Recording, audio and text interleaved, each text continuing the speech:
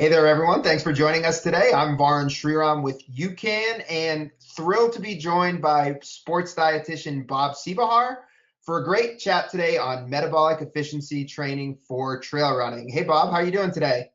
I'm doing fantastic. Thanks so much for allowing this opportunity to share some knowledge with the trail runners. Awesome, Bob. We're really excited for you to share your wisdom with us. Metabolic efficiency training is something you've been at the forefront of. It's a really cutting edge nutrition concept. So really excited to have you bring your expertise and knowledge to the audience of trail runners today. Thanks again for being with us. All right, fantastic. Thank you. So Bob, before we dive into the meat of this, tell us a little bit about who you are. What brings you to the sports world and the endurance world, and where did the passion for nutrition come from?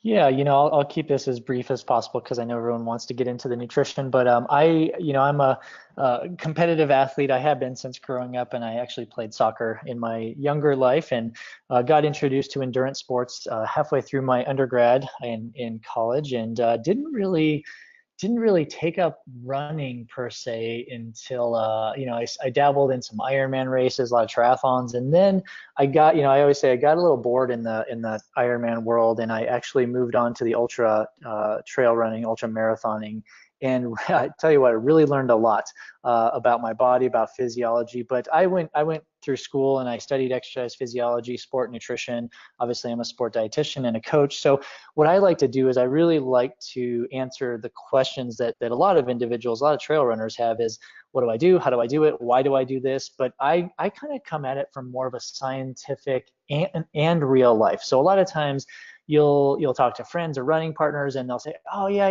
this is what I do and it works for me.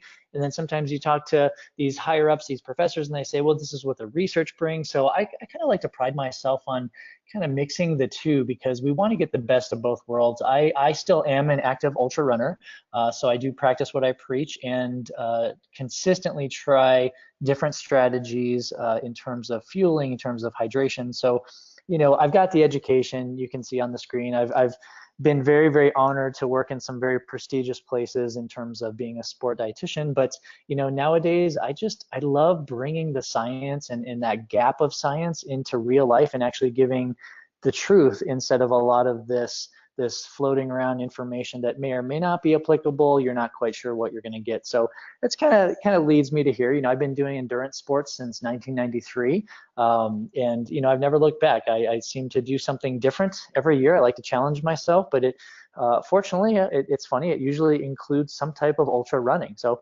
that's where I'm at now.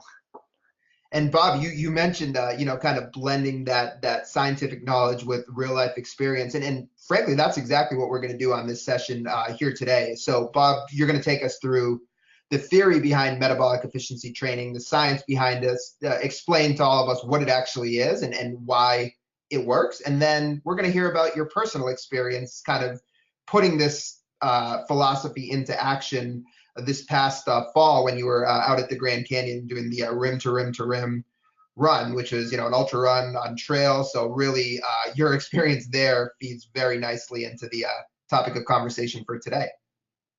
Absolutely, it's perfect, and I think it's important for everyone to realize a little bit of the science background because metabolic efficiency training, as we'll get into, it's not a fluff concept. It's nothing made up. It's been created from very, very hardcore science, and I've brought that alive and kind of put it into the real life setting that your ultra runner, your trail runner can understand very easily. So I'm super excited to share both the benefits of both worlds here. So let's dive right into it, Bob. Take us Yeah. through this journey and help us understand what is metabolic efficiency training. Yeah, so what you see on the slide here is it's kind of my intro slide that I always present here. And the first thing, if you go to the very bottom, I think it's very important for people to understand that sport nutrition is really a combination of looking at your daily nutrition, so your meals and your snacks, in addition to training nutrition. And that's basically what you put in your body right before you go out and run, while you're on the trails, and then what you do right after your run or your competitive event. So sport nutrition is that balance. It's not one or the other. So, good sport dietitians really work with ultra runners and trail runners, and we look at the combination of that. So once we have the combination of that, then we look at my nice fancy graph there, and on the bottom of that is this concept that I also created called nutrition periodization. And in brief, we're not going to get too much into this, but in brief, a nutrition periodization basically describes your daily nutrition supporting your training goals. So as an example, if you're in base training, you're just starting to hit the trails, you're trying to work on some easy miles, your daily nutrition should support that. You don't necessarily need to throw a lot of sugar in your body. You don't need to have like all these calories. But maybe as if you're training for a 50 or 100, as the mileage gets up and you start breaking down your body and beating it up a little bit more, maybe we need to start looking at nutrition a little differently and feeding your body different nutrients. So nutrition periodization basically is looking at the ebbs and flows of your training volume and your training intensity in relation to how nutrition, your daily nutrition specifically, supports that. So that's kind of the foundation. Where we really get into the fun stuff and what we're really going to focus on today is a term called metabolic efficiency training. And I'm going to get in a lot more detail here, but just let me give you the 30,000 foot view here. Metabolic efficiency training, as you can see, is really about improving the body's efficiency in using carbohydrate and fat. Now, we store carbohydrate and fat in our body, right?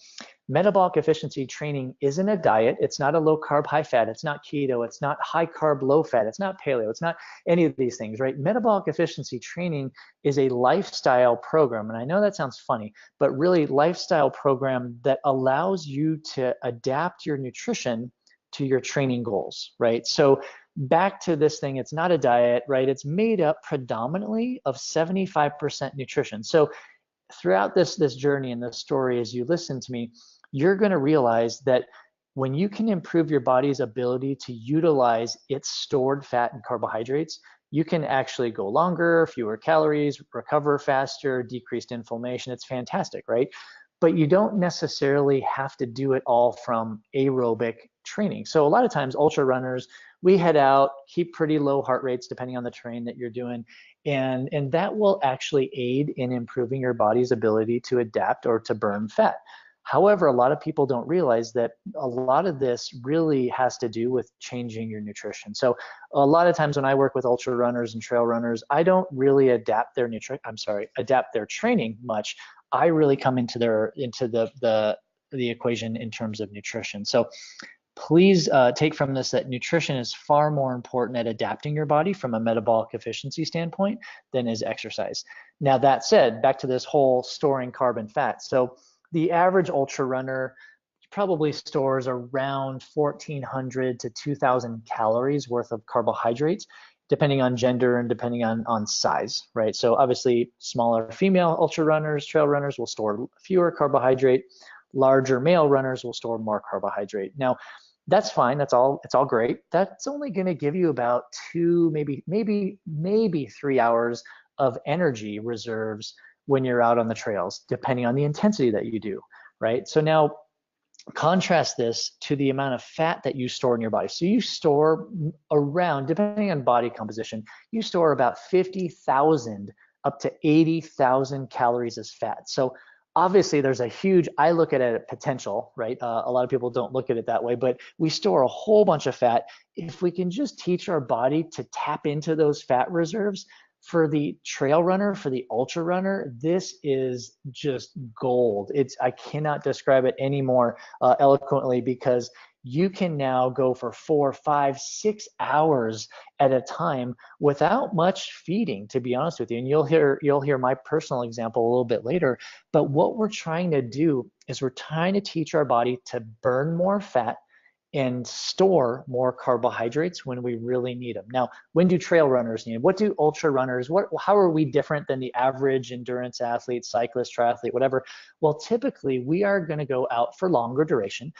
Typically our intensity is not going to be too high, again, depending on the trails that you're hitting, but there's always some downhills, there's always some flats. So usually our intensity level isn't as aggressive as if we were going to drop into a 5 or a 10K, right? So that's a huge opportunity for us, because now we're actually able to improve our exercise capacity to burn fat, but we combine that with a great, daily nutrition and training nutrition plan to actually augment and even support fat adaptation or fat burning even more. So that's kind of the overall picture of metabolic efficiency training. So Bob, so efficiency, that word, even as somebody that's running distance, is so appealing, right? It's you can kind of understand that if you're efficient, your body's going to be more optimized to do that. But what is the converse of that? What does being metabolically inefficient look like? How would I know as a trail runner if I wasn't metabolically efficient?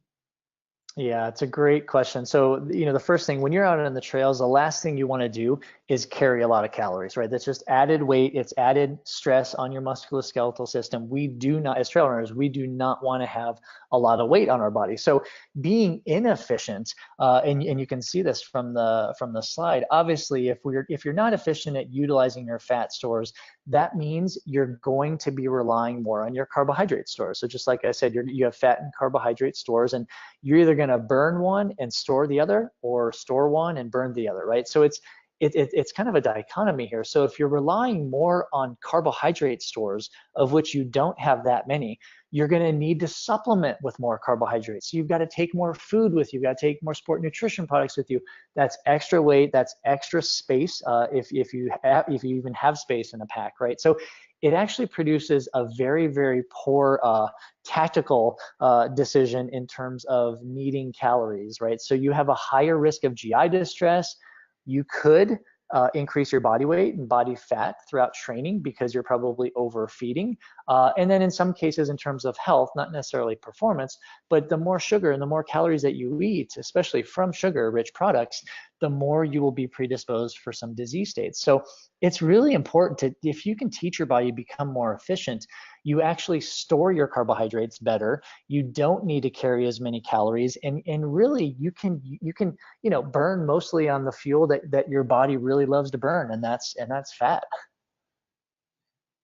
You said this before, Bob, but I think it's worth mentioning again for the average person. We always tend to think about, or distance running as being such a carbohydrate dominant and carbohydrate dependent activity. But as you've been outlining for us, can you just one more time highlight the amount of stored carbohydrate versus the amount of stored fat in an individual?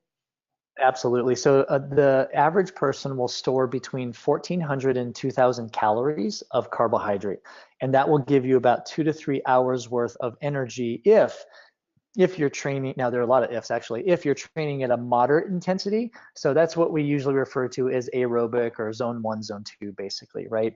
So up to 2,000 calories, 2 to 3 hours worth of energy.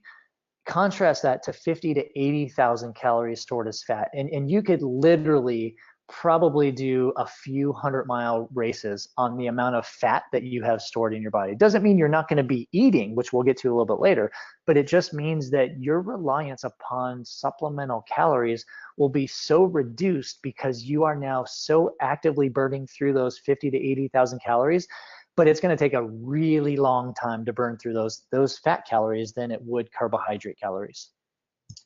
Now, one thing to consider, and it's never all or nothing, right? When we talk about fat burning or carbohydrate burning, there's always Right. a mix of the two. So, how can we understand that relationship and kind of think about the mix of fuels that we're burning and kind of the impact that has?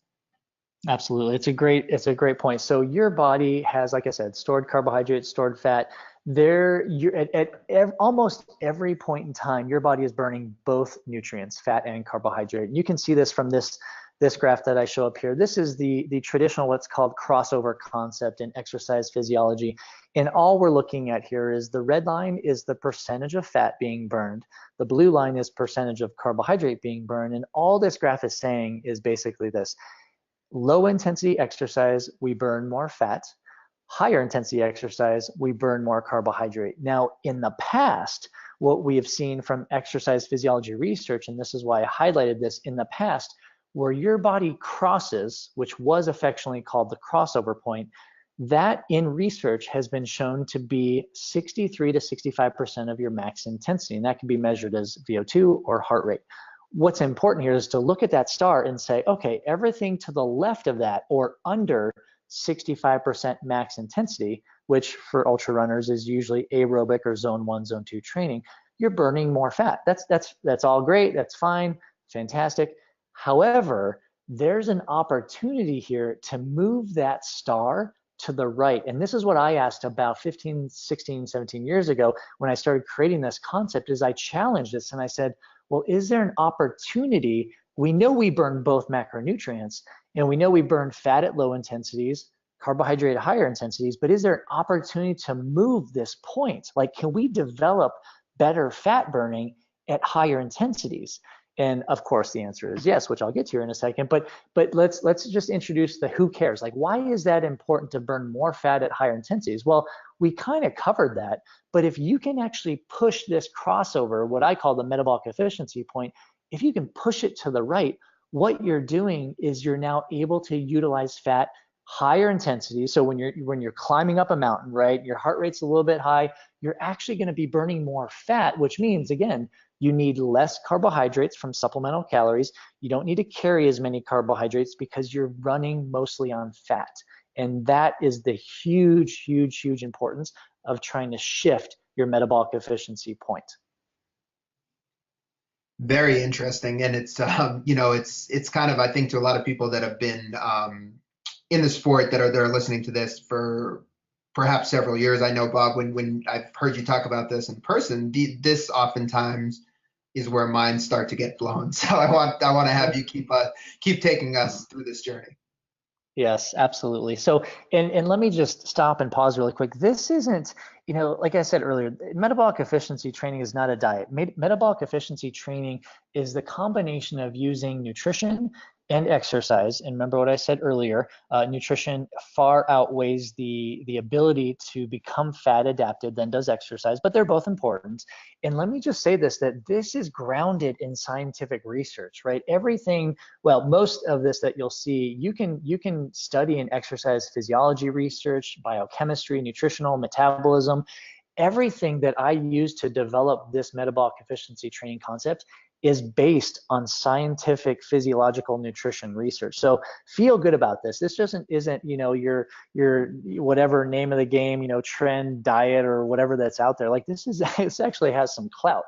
So introducing this graph, the combination of nutrition and exercise is very important. But here's what I've shown in my testing, and others have shown. And actually, there was some new research published a couple years ago that basically describes what I was just talking about. You can move your metabolic efficiency point to the right, which is improving it, right? Unfortunately, I've also seen people destroy their metabolic efficiency point and move it to the left, which is not what ultra runners, trail runners want. Let me just say that.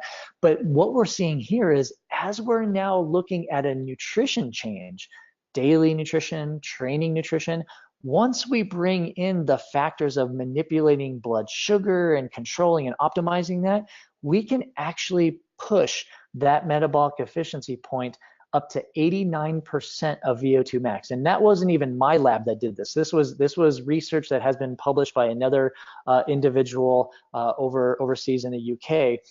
My personal research and testing with athletes is I've shown that I can push that metabolic efficiency point up to 87% VO2 max. Again, take home message is this: if you can burn fat at higher intensities, you are able to not only store and, I'll say, preserve carbohydrates for when you really need them, aka usually climbs for ultra runners, but you are utilizing more economical fuel, so you don't have to carry as much. You don't need as many calories. I mean, when I share my story about the Grand Canyon rim to rim to rim, it's going to completely shock people how many calories per hour I consumed and what I consumed during that journey. And that's part of this. It's not, and let me just make this, it's not about how low you can go in terms of calories per hour.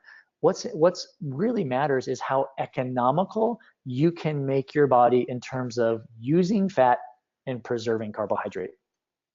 And to that point, Bob, I think what's so fascinating, in talking to athletes that have employed this message and in hearing your experience is it's like I think it's exactly the point you were just making.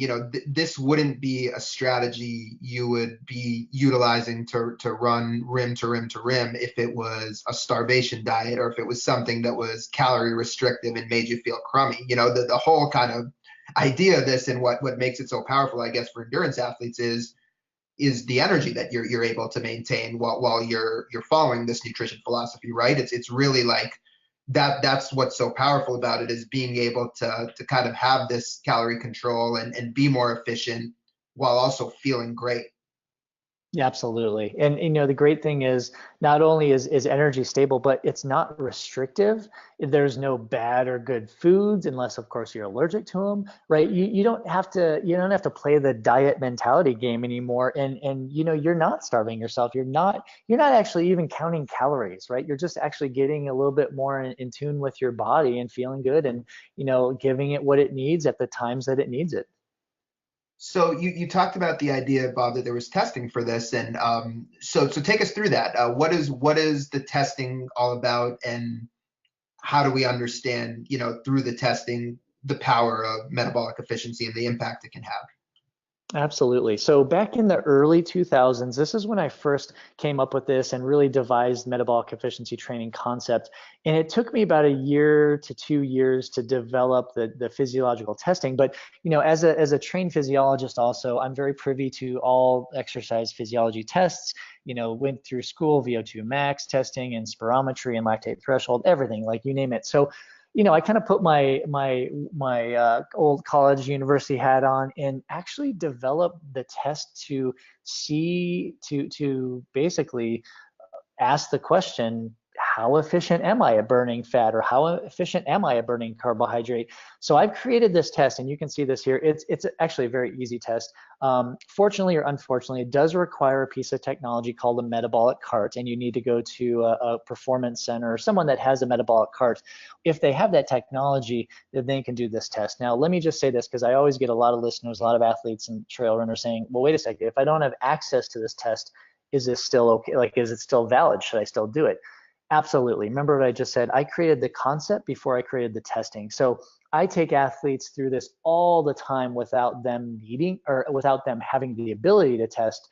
I will say this though, if you, anytime with biomarker testing or metabolic efficiency testing, if you have access to it, it just really shortens your learning curve. And as you'll see, and maybe if you're a little more analytical like I am, you like to geek out with numbers, you can really do a lot more with your dietary intervention if you know the numbers from a test. So let me just explain. What you see here on the graph is, it looks very similar to the graphs you just saw, except this is an actual male endurance athlete. This was actually an ultra runner. This was done a couple of years ago, April 4th, 2016. Red line is the percentage of fat that he's burning. Blue line is the percentage of carbohydrate that he's burning.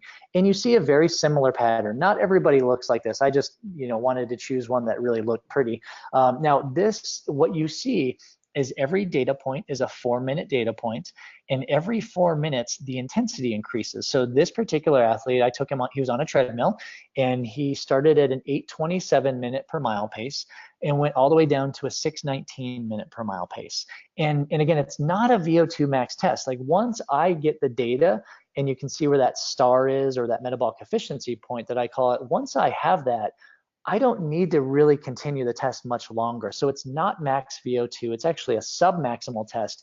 And we get a whole bunch of data from this. From this particular test for this athlete, we were able to tell him that his metabolic efficiency point, or the point where his fat burning started to become more reduced, and his carbohydrate burning was starting to become more improved or increased, happened at a heart rate of 155 beats per minute. His pace was a 6:31 minute per mile, and this was 87% of his VO2 peak, or VO2 max. So what we learn here is, I can actually, and I haven't given you a lot of pre and post, but what I can do is I can show you how your daily nutrition, so call it your breakfast, lunch, dinner, your snacks, I don't like to use the word diet, but let's just say your daily nutrition plan, I can show you quantitatively if that is actually working to your advantage in terms of improving your fat burning, or working to your disadvantage. simple test, takes anywhere between 20 to 40 minutes on a treadmill for ultra runners. Pretty easy. And for some ultra runners who are doing like super, super, super long races, I mean, I've worked with some who've done 250-mile races. A lot of times we can actually manipulate the treadmill to increase the grade also. So we can now get a little bit more specific to ultra runners. But basically what this is saying is we can use technology. As long as we know how to use technology, we can use it to benefit ultra endurance athletes and trail runners by manipulating the data to show whether or not their daily nutrition plan is supporting their goals or not supporting their goals. So with that, Bob, so that's a great kind of distillation of what this data shows. For the people that are listening here and might be thinking, maybe I'm not metabolically efficient. Of course, they haven't gotten tested. Perhaps they truly wouldn't know. But the slide you were talking through before, some of the characteristics of an inefficient runner, if those are ringing true with anybody in our audience, how do we go about starting to make this change? I think you said something a few minutes ago that was interesting. That I'm sure you'll get back to again. But this is a nutrition change, not an exercise change, and Right. or I should say percentage wise, it's more nutrition than exercise. And I think, in the endurance world, kind of historically, the type of training that slow and steady training has been what's been viewed to most impact fat burning. So as you get into the Right. nutrition side of things, what I wanted to ask you is how did your mindset flip on that? Like how did you get to the place where you were saying, hey, it's got to be much more than the training. This nutrition component is a huge component of this. And then how do people start eating in a way to become more metabolically efficient? Mm-hmm. Let me first set out by saying trail runners and ultra runners are it's like metabolic efficiency and trail running is like a perfect marriage, right? Because the intensity is already lowered because we're going longer and we're actually backing off our pace a little bit more because again we are going longer. So it's like a match made in heaven because I usually don't really need to manipulate the training for trail runners because I know for the most part, they're keeping their intensity fairly low or lower, so they're able to utilize that 25% exercise contribution to fat burning. Now, that said, in terms of the nutrition component, so I just remember, again, almost decades ago now, working with ultra endurance runners, and a lot of the complaints were, I can't control my body weight, I'm gaining weight, body composition, I'm having GI distress. And I'm looking at their daily nutrition, and I just noticed a pattern, right? And the pattern was really carbohydrate dominance, and they were still training at lower intensities, and this is the power of it, right? They were still training in that zone 1, zone 2, that talking phase, if you will, but they weren't controlling their body weight. They weren't, controlling their GI distress, or they weren't managing that well. They were needing all these gels and sugar products every single hour, and they were complaining how they're going to carry it. So, I started scratching my head. I'm thinking, well, there's something going on here. And that's when I started the dietary protocols, if you will. So I started experimenting a lot with different carbohydrate strategies, protein, fat, and basically, what it really comes down to is while everybody certainly is different, what it comes down to is controlling and optimizing blood sugar. So when we look at blood sugar, we know that if we can control it and optimize it, we can actually teach our body to use more fat. So let me explain it here with this slide with the nutrition roller coaster, right?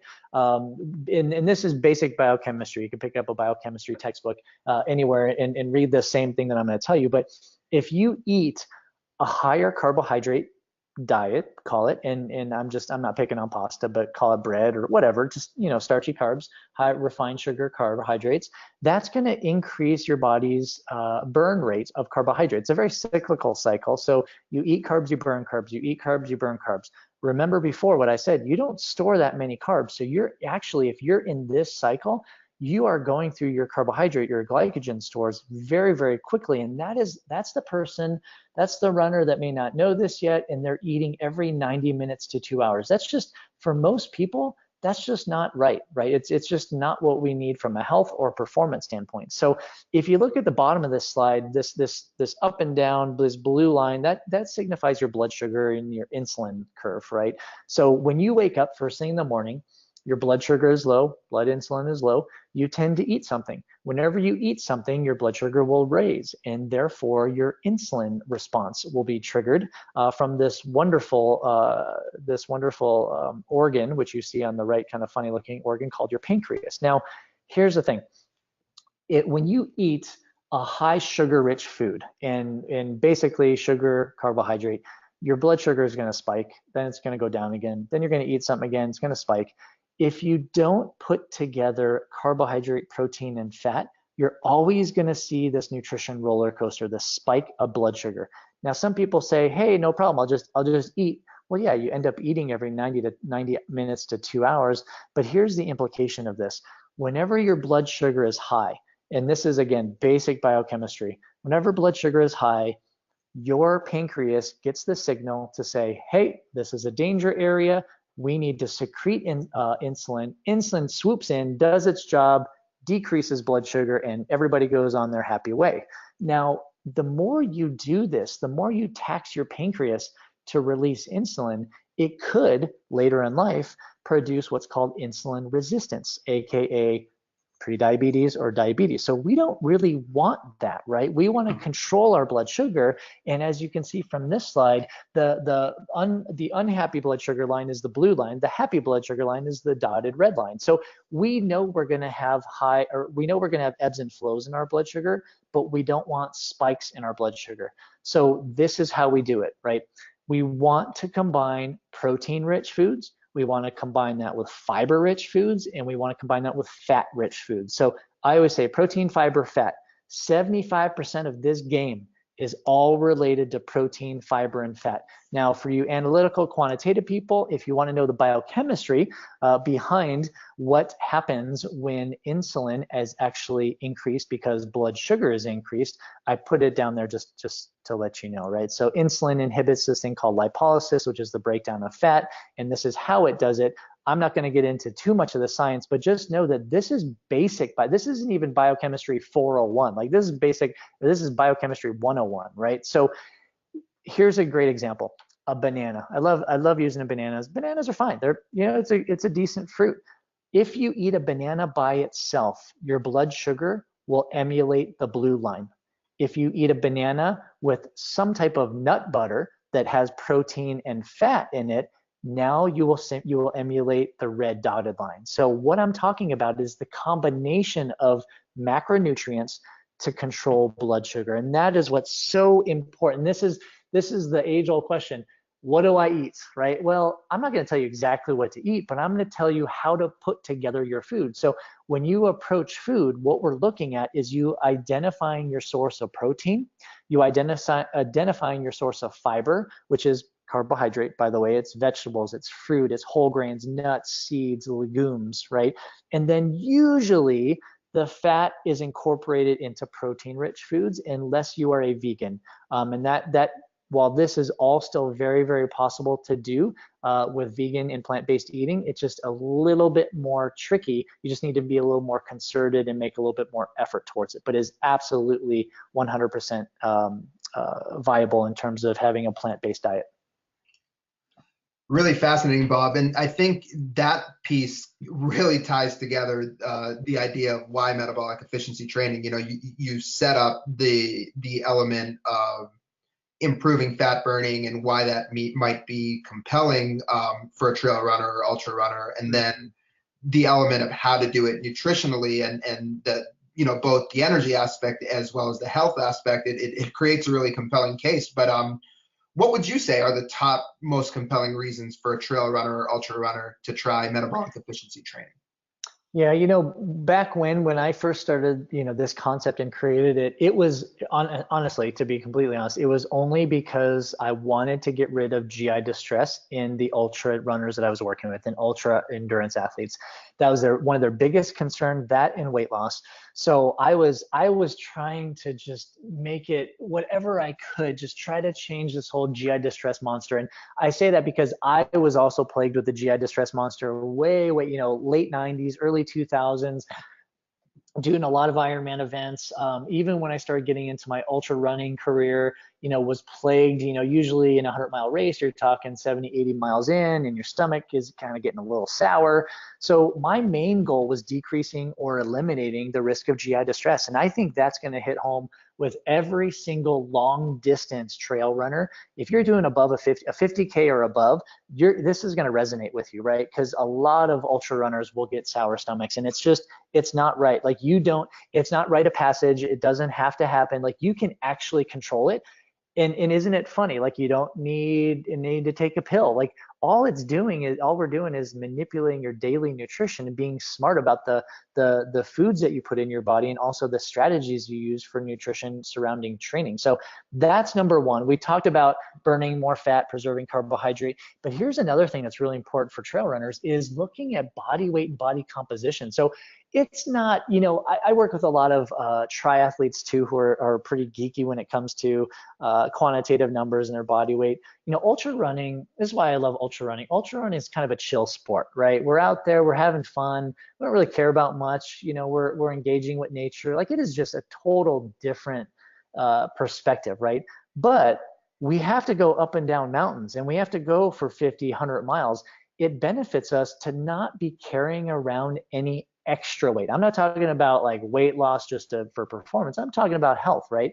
If you're carrying around extra weight, in addition to probably packing your bag with 3 to maybe 8 pounds worth of water and supplies, that's really not going to be good. Not only for your mechanics and the injury rates, but also the fact that psychologically that will beat you up when you're seeing pace changes, or you're not able to make it up a hill like you used to, or whatever it is, right? So we're really talking about GI distress, changing body weight, body composition, and obviously burning more fat and preserving carbohydrate. But let's not forget about creating this healthier relationship with food. Like, metabolic efficiency training, nowhere have you seen me use the word diet. I usually try not to actually say the word diet, because diet is very short term.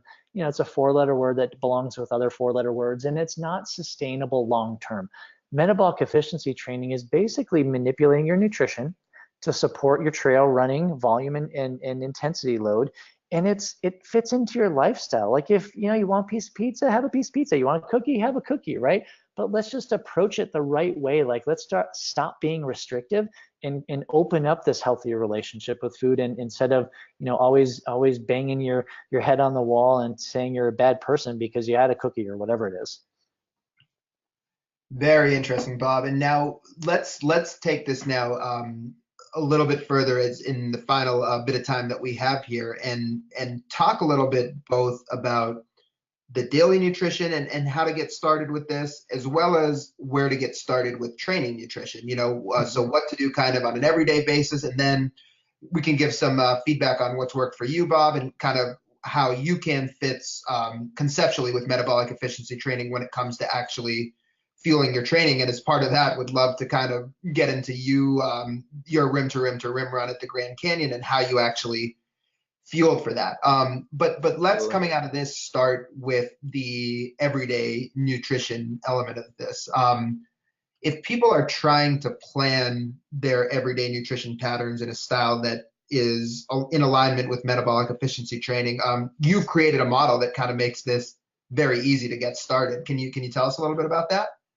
Absolutely. And let me start by just saying simple is sustainable, right? So don't count calories, don't count grams. Like, you don't need to do this. Like, life is too short. Like, go out and enjoy the trails, right? Don't worry about all these calories and stuff. So what I've created is what I call the hand model, or CHO is carbohydrate, PRO is protein. Could also be called the carbohydrate to protein ratio, right? So here's basically what it is. The carbohydrate to protein ratio, or hand model, is if you look at one of your hands, and that's measured from your wrist to your fingertips, that is one hand size, right? So when we're looking at the classification of blood sugar, and that's what that second row is, the classification of controlling blood sugar, we want to be in the green, right? That is optimizing blood sugar. It's teaching our body to burn more fat. It's controlling not only blood sugar, but also insulin levels. That's where we want to be in the green, right? Yellow is kind of okay. And then red, yeah, we don't really want to be there too much, right? So what we're trying to do, and I give you a little bit of application here, but it really is as easy as this. You choose the volume of one hand to be protein. You choose the volume of the other hand to be carbohydrate, aka fiber, right? If you put those together in a meal, you're not going to go wrong. That's the 1-to-1 ratio, and that's going to be an ideal blood sugar response. So it can be a piece of chicken and some broccoli. It can, I mean, you can make it whatever you want. It's real food, right? So sometimes we may need more carbohydrate depending on the duration and intensity of which we're training. And that is why it's still okay to go up to 2-to-1.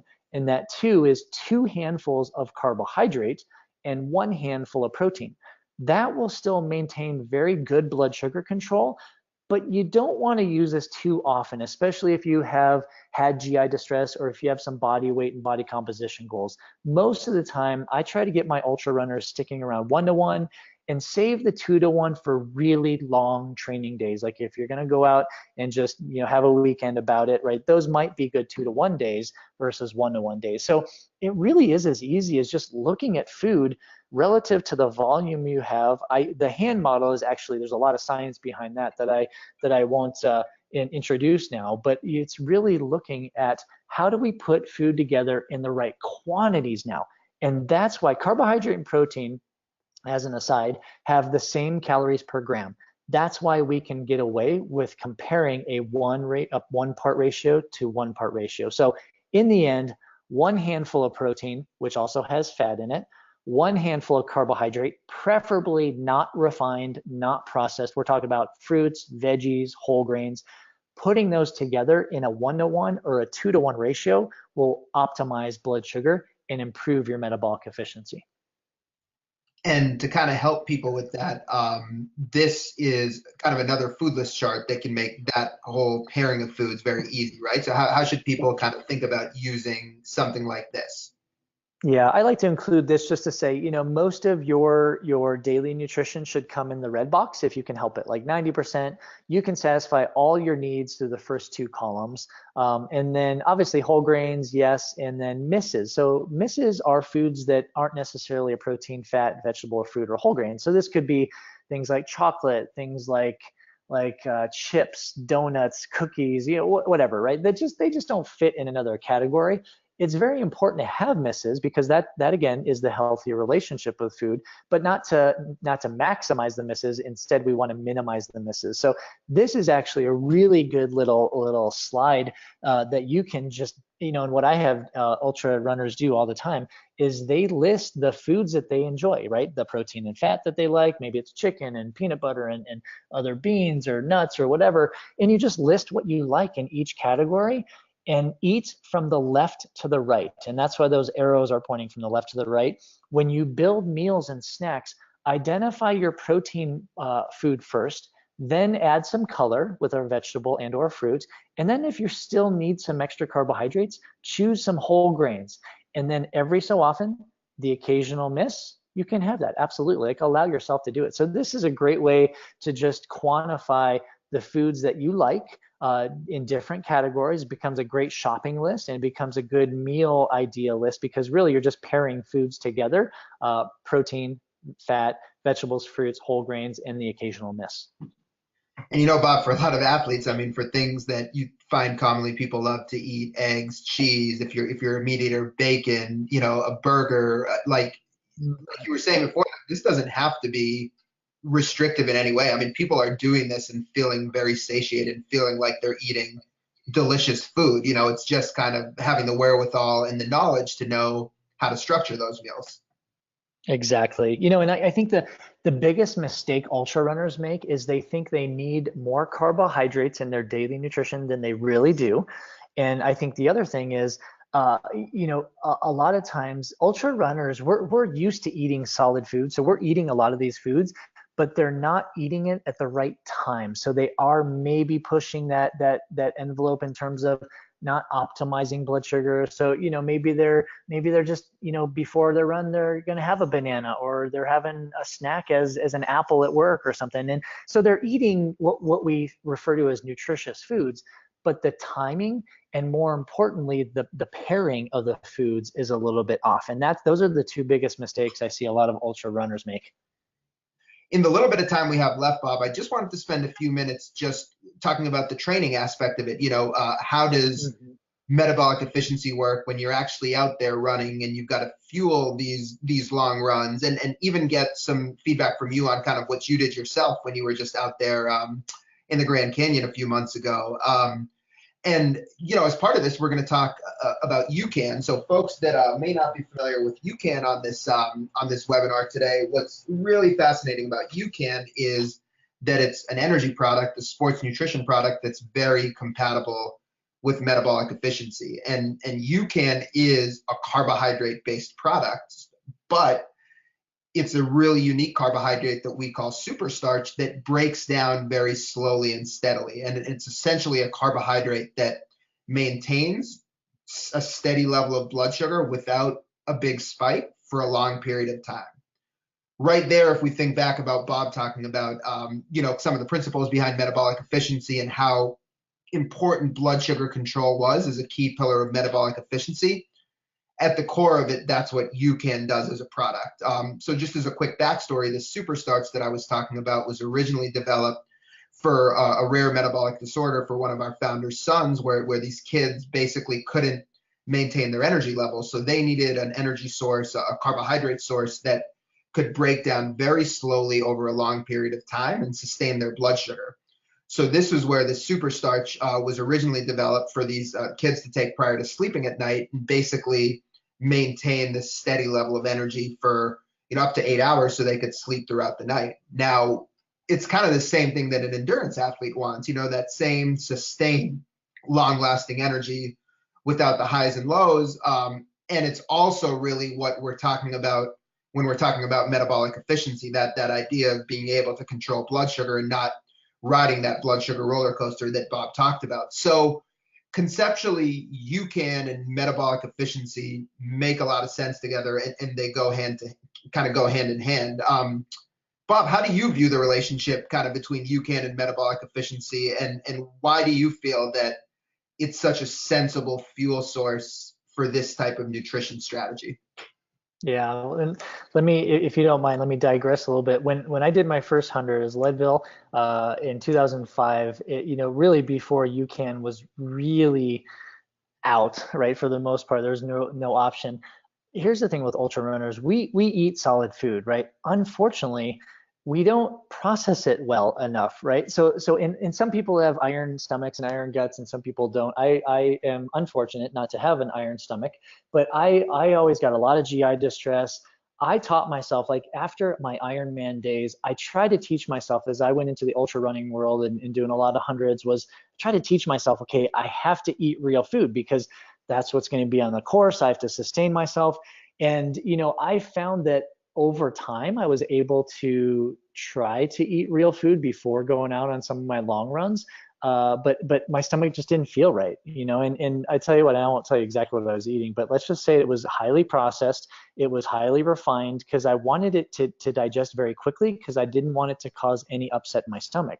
So fast forward when UCAN was actually developed, and I tell you what, it makes life so much easier, especially for those of us who are plagued with the GI distress monster, or for those of us just want to simplify. Like, here's the thing.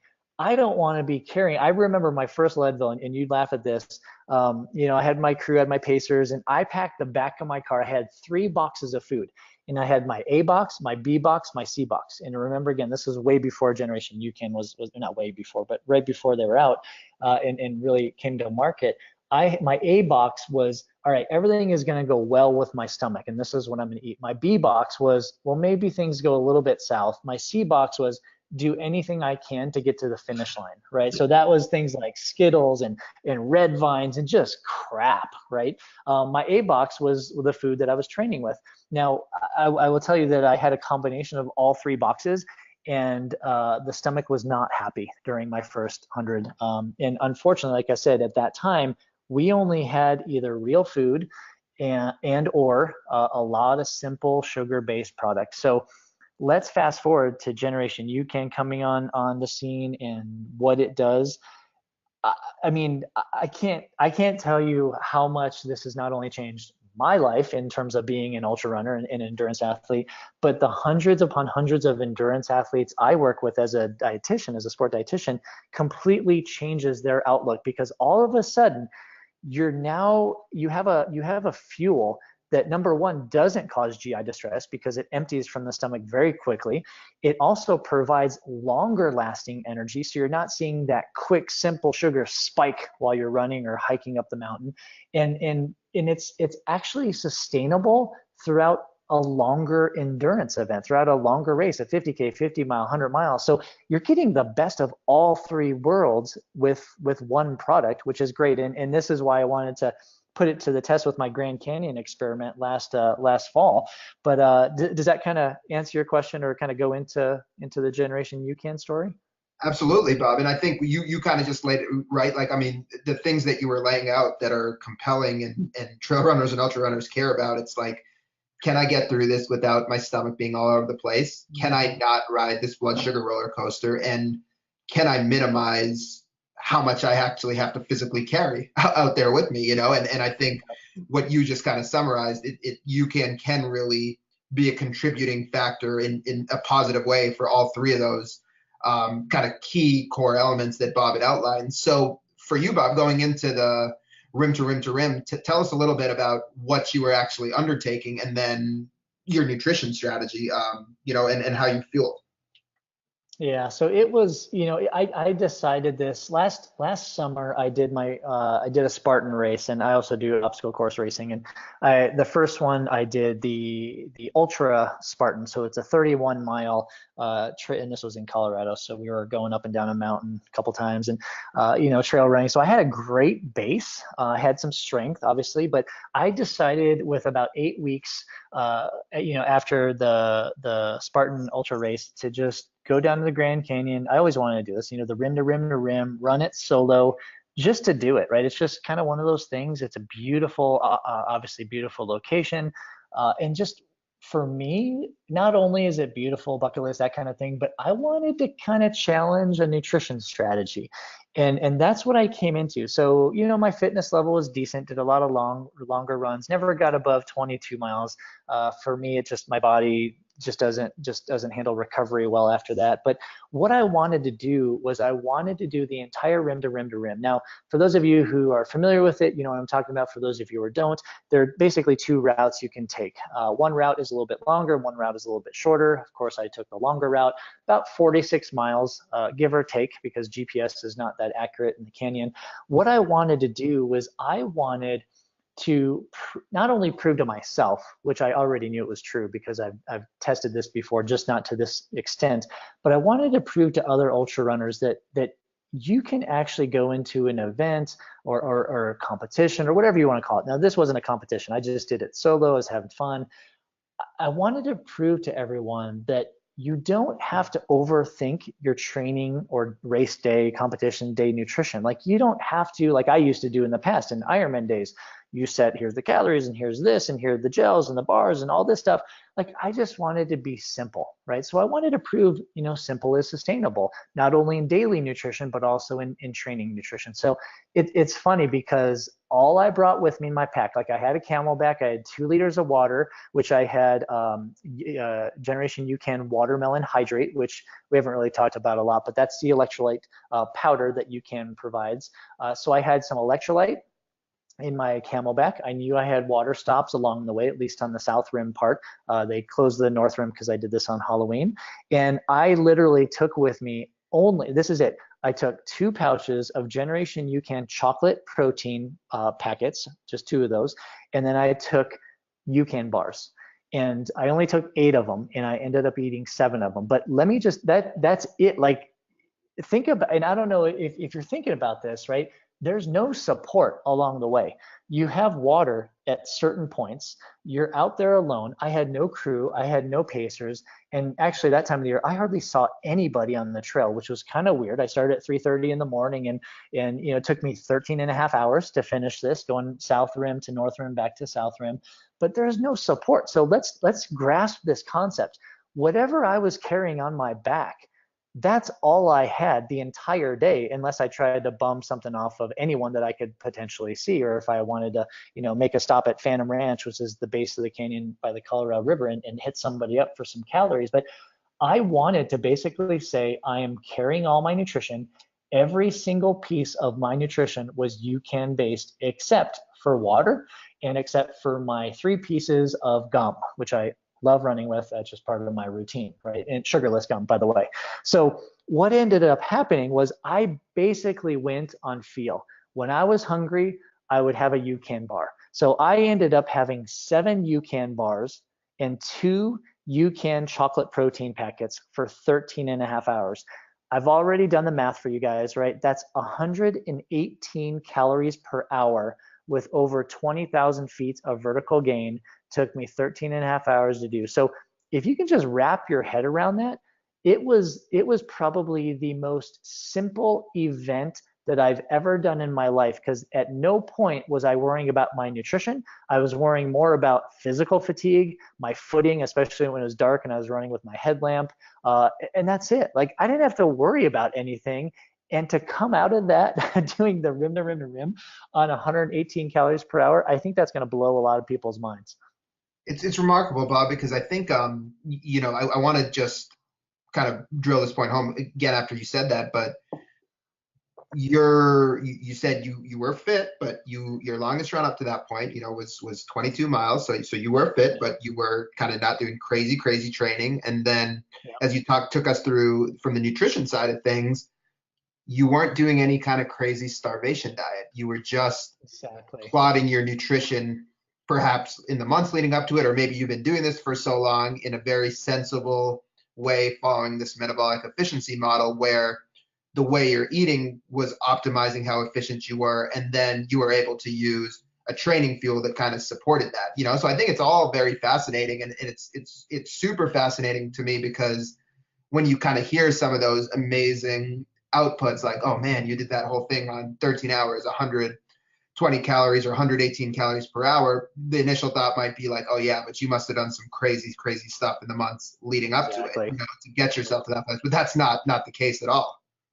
No, not at all. And, to put it in perspective too, like my long run days, I was talking about that carbohydrate to protein ratio hand model. On my long run days, I would eat 2 to 1, so a little bit more carbohydrate to protein. On all other days, I was 1 to 1. I allowed misses. I'm a chocoholic. I love chocolate. I like pizza. Like, you allow that, but you build it in. And more importantly, the only days that in every long run, I took UCAN products. Because I was trying the bars, I was trying the protein, the chocolate protein, but I only did that once a week on my long runs. All of my other runs, I actually only did on UCAN hydrate, which is the electrolyte, with water, because I simply didn't need the calories. Because remember, again, I was going for 3 hours on these shorter runs, and I didn't need any calories because I was developing such a high degree of metabolic efficiency. It was only those really long runs that I actually needed those calories.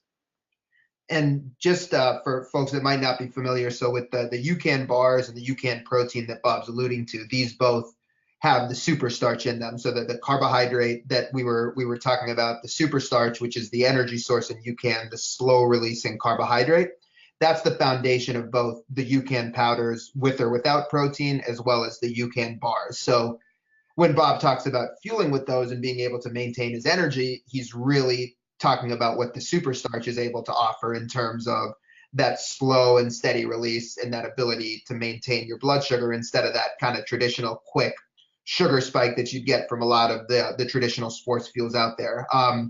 Bob, really insightful. I wanted to leave you perhaps with just one last question before we sign off for the day, which is, how do you suggest people get started? If people are listening to this, if people are intrigued, I'm going to share some additional resources that you've developed with folks before we get out of here. But how do people who are fascinated by this even go about jumping into this?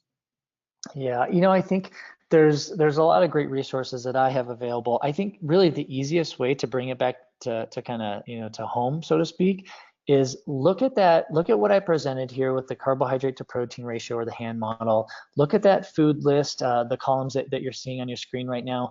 If you can start making lists of the food that you enjoy eating, and then starting to put together the 1-to-1 ratio of carbohydrate to protein, that is, I mean, no joke, the easiest place to start, because you don't need a lot of fancy foods. You don't need to, you don't need to follow programs. What you need to do is start figuring out what foods you enjoy that are in the specific protein, fat, carbohydrate, categories.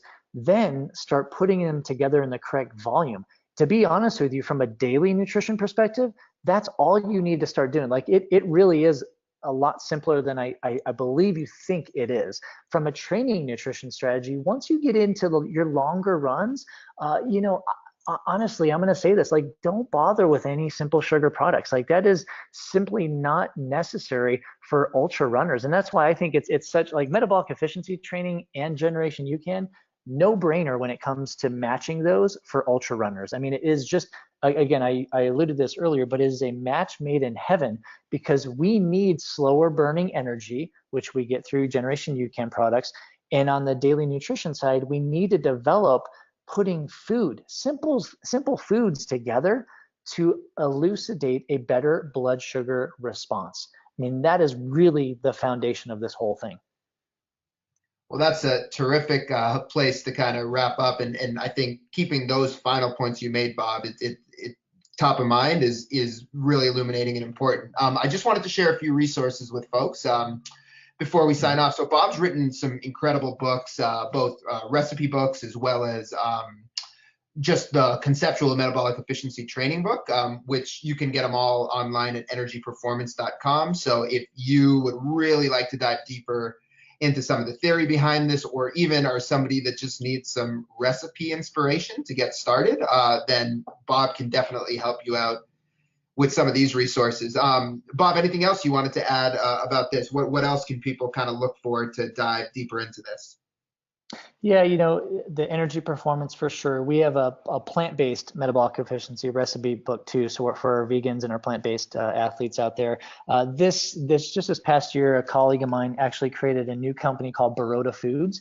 And what you see on the right here is we've actually created cocoa and creamer products that are completely metabolically efficient. So the functional ingredients we put in there are no sugars added, but the functional ingredients actually work together to improve blood sugar levels, to actually increase ketone levels, which we haven't talked about, but basically it's a byproduct of fat metabolism. So all of these Baroda Food cocoa and creamer products, which are great on their own or add to coffee or put in different recipes or smoothies, those will actually enhance your daily nutrition ability to become more metabolically efficient. So now you actually have some decent cocoa and creamer products on the market. They're powders. You can travel with them, that will actually enhance your metabolic efficiency instead of detracting from it. Wonderful. Well, Bob, thanks so much for the insight. And hopefully everybody here can see today that, with some strategic knowledge, pairing foods together, and then making some smart choices around training with some products, this is something that can really be achieved without too much complication, without a lot of restriction, and, frankly, by eating lots and lots of real whole foods. So, Bob, I just really want to thank you again. You're a wealth of knowledge. Love kind of hearing you put this stuff into action yourself, and really appreciate your willingness to share your own personal experience with us. So just want to thank you so much for your time, and thank everyone who tuned in for joining us today. Oh, thank you. And thank you guys for listening. Awesome. You can check Bob out at energyperformance.com. He's also on all of your social networks, Instagram, Twitter, and Facebook at Bob Seebohar. Check out UCAN at Gen UCAN and at GenerationUCAN.com. Thank you so much, everybody. We'll see you next time.